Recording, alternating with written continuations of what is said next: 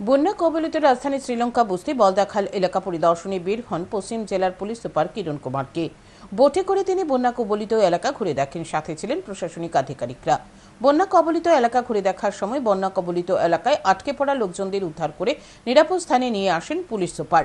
বন্যা কবলিত এলাকা ঘুরে দেখার পর সংবাদ মাধ্যমের মুখোমুখি হয়ে পশ্চিম জেলার পুলিশ সুপার কিরণ কুমারকে জানান, চন্দ্রপুর এলাকায় রাস্তায় জল জমে গেছে, যান চলাচল স্তব্ধ হয়ে গেছে।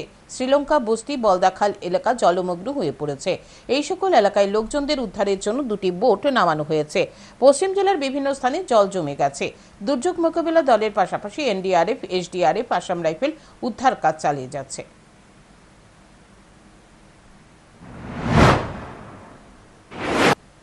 है चंद्रपुर आई तो इधर आप देख सकते हो कि पूरा ब्लॉक हो गया है रोड और रोड की हालत बुरा है।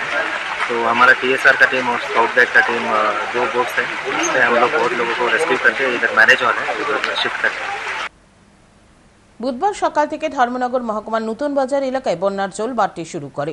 প্লাবিত হয়ে যায় এলাকার বাড়িঘর, জলবন্দী হয়ে পড়ে বহু মানুষ। ঘটনার খবর পেয়ে বন্যা কবলিত নতুন বাজার এলাকা পরিদর্শনে যান উত্তর জেলার জেলাশাসক দেবপ্রিয় বর্ধন। বন্যা কবলিত লোকজনদের উদ্ধারের জন্য দমকল বাহিনীর কর্মীদের পাশাপাশি এসডিআরএফ ও সিভিক ভলান্টিয়ারদের কাজে লাগানো হয়েছে। জেলাশাসক উদ্ধার কাজে নিযুক্ত সকল কর্মীদের সাথে কথা বললেন। তিনি নিজে দাঁড়িয়ে থেকে উদ্ধার কাজ পর্যবেক্ষণ করেন। পরে সাংবাদিকদের মুখোমুখি হয়ে তিনি জানান, ধর্মনগরের বেশ কয়েকটি স্থানে অস্থায়ী শিবির খোলা হয়েছে। যেসব মানুষ এখনো জলবন্দী হয়ে আছে তাদেরকে উদ্ধার করে নিয়ে যাওয়া হচ্ছে অস্থায়ী শিবিরে। জেলাশাসক সকলের উদ্দেশ্যে আহ্বান জানান, যাদের ঘরে জল ঢুকে পড়েছে তারা যেন অস্থায়ী শিবিরে আশ্রয় নেন।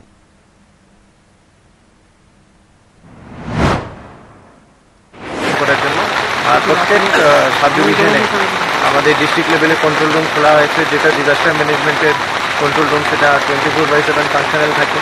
1077 সেটা আপনার টোল ফ্রি নাম্বার, সেটাতে আপনারা যে কোনো সময় যে কোনো খবর আপনারা দিলে আমরা ইমিডিয়েটলি সেটাতে আমরা রেসপন্স করব।